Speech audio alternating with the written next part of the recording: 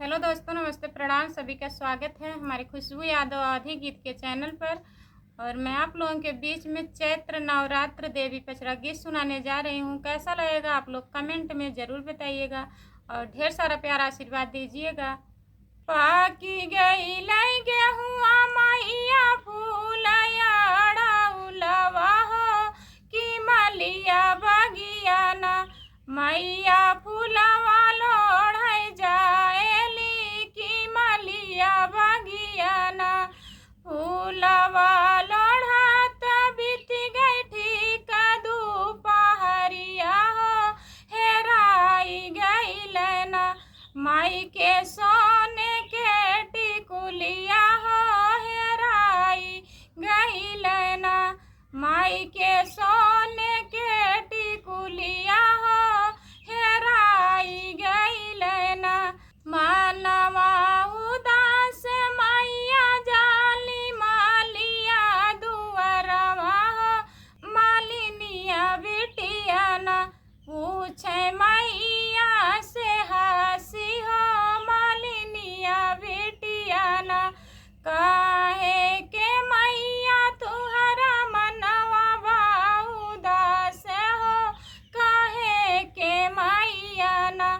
तोहरा मुँह को मिलानी हो काहे के मैया ना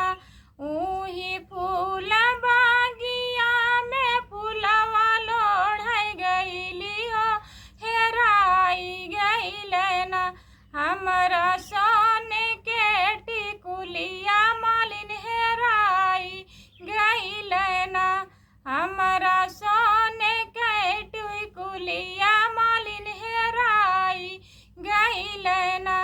लागदा नौकरिया मैया हमारे सजन के हो गढ़ाई देवना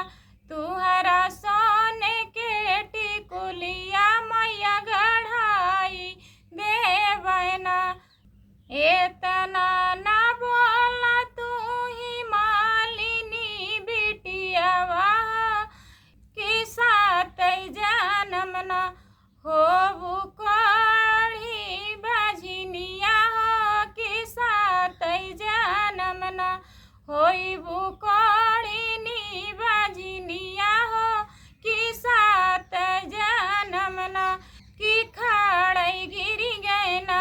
माई के तोहरी चरनिया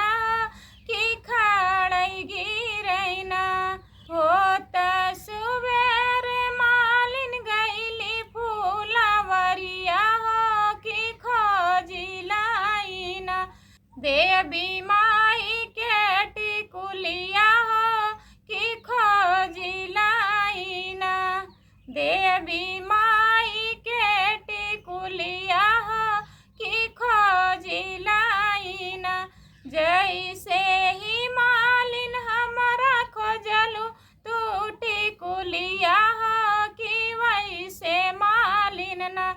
तुहराया मर रही सिंदूरवा हो कि वैसे मालिन न तुहराया मर रही सिंदूरवा हो कि वैसे मालिन न। जय माता दी दोस्तों, आप लोगों को कैसा लगा कमेंट में ज़रूर बताइएगा।